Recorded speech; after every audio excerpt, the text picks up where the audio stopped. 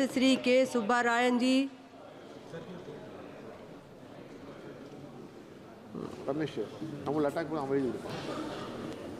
बहुत बोला है मैडम स्पीकर। துணை மானிய கோரிக்கையின் மீதான விவாதத்தில் இரண்டொரு கருத்துக்களை குறிப்பிட விரும்புகிறேன். நாட்டில் உள்ள நோய்க்கூறு இந்த அரசாங்கத்தின் கொள்கை எத்தகையது என்பதை தெளிவாக அம்பலப்படுத்தி இருக்கிறது. வளர்ச்சி அதிகரித்திருப்பது போல் ஒரு தோற்றம் காட்ட அரசு முயன்றாலும் உண்மையில் வளர்ச்சி விகிதம் சரிந்திருக்கிறது, பணவீக்கம் அதிகரித்திருக்கிறது, வேலையின்மை வரலாறு காணாத அளவுக்கு அதிகரித்து விட்டது. சிறு குறு நடுத்தர தொழில்கள் நொறுங்கிக் கொண்டிருக்கின்றன. கார்ப்பரேட் பெருமுதலாளிகள் வளர்ச்சி அடைந்து வருகிறார்கள். அந்நிய நேரடி முதலீடுகள் இந்த நாட்டின் உள்நாட்டு சந்தையை கைப்பற்றி கொண்டது. நாடு எங்கே போய் கொண்டிருக்கிறது என்பதை நாட்டில் நிலவுகிற இத்தகைய போக்குகள் அம்பலப்படுத்தி இருக்கின்றன. எனவே இந்த அரசாங்கத்தினுடைய சிந்தனையிலேயே நோய்க்கூறு விழுந்துவிட்டது.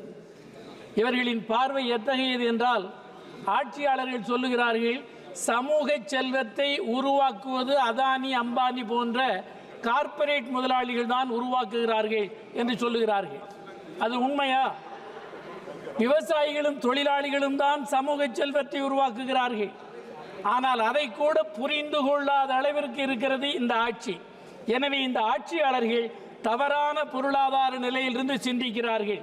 அடுத்து 10 ஆண்டுகளுக்கு முன்னர் இந்த ஆட்சியின் முதல் பட்ஜெட்டில் அன்றைய நிதியமைச்சர் அருண் ஜேட்லி அவர்கள் குறிப்பிட்ட ஒரு வரி இவர்களின் கொள்கை எத்தகையது என்பதை அம்பலப்படுத்தியது.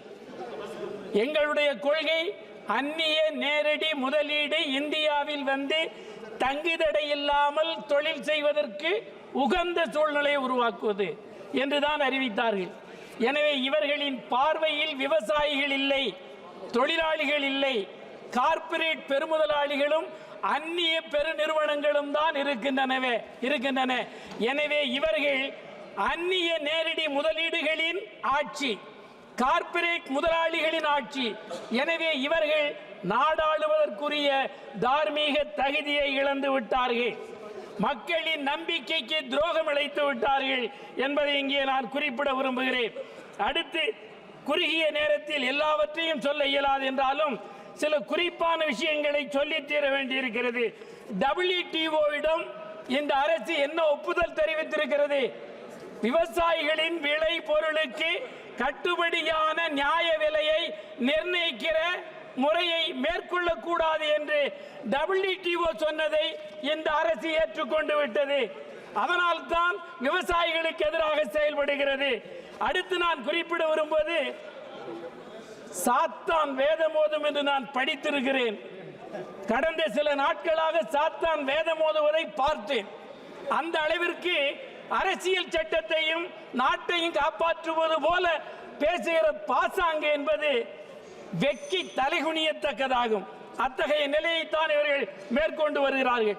இறுதியாக நான் குறிப்பிட விரும்புகிறேன், ஊழலை ஒழிப்பதாக தெரிவிக்கிறார்கள். முதலில் நேர்மையாளர்கள் என்றால் ஆட்சியாளர்கள் தேர்தல் பத்திர ஊழலை பகிரங்கமாக ஒத்து மன்னிப்பு கேட்க வேண்டும், அதற்குரிய தண்டனைகளை பெற வேண்டும். உச்ச நீதிமன்றத்தாலேயே சட்ட விரோதம் என்று தீர்ப்பு சொன்ன ஒரு விஷயத்தை சட்ட ரீதியானது போல் நடத்தியவர்கள் ஆட்சியாளர்கள். இவர்கள் ஆளலாமா? இவர்கள் சட்டத்தின் ஆட்சியை மேற்கொள்வார்களா என்பதை அவர்கள் தான் பதில் சொல்ல வேண்டும். அதே போல் பார்த்தால், ஊழலை எதிர்க்கிறீர்கள் அல்லவா? மகாராஷ்டிராவிலே உங்களோடு இருப்பவர்கள் யார்? அவர்களுக்கு எப்படி அந்த பதவிகள் கிடைத்தன? அதற்கு என்ன காரணம்? உங்களோடு சேர்ந்தால் ஊழல் செய்யலாம், உங்களை எதிர்த்தால் ஊழல்வாதிகள். எவ்வளவு மட்டரகமான ஒரு போக்கை இந்த அரசாங்கம் மேற்கொண்டிருக்கிறது என்பதை குறிப்பிடுவது. இறுதியாக இந்த அரசாங்கம் ஒரே ஒரு பலத்தில் இயங்கிக் கொண்டிருக்கிறது, அதுதான் மூட நம்பிக்கை. மூட நம்பிக்கையை மக்களுக்கு வழிகாட்டிவிட்டு இவர்கள் ஆட்சி அதிகாரத்தில் தொடரலாம் என்று பார்க்கிறார்கள். வரலாற்று சக்கரம் சுற்றுகிறது. இந்த மோடியின் ஆட்சி வீழ்த்தப்பட்டே தீரும். நன்றி, வணக்கம். माननीय सदस्य श्री राजा राम सिंह जी।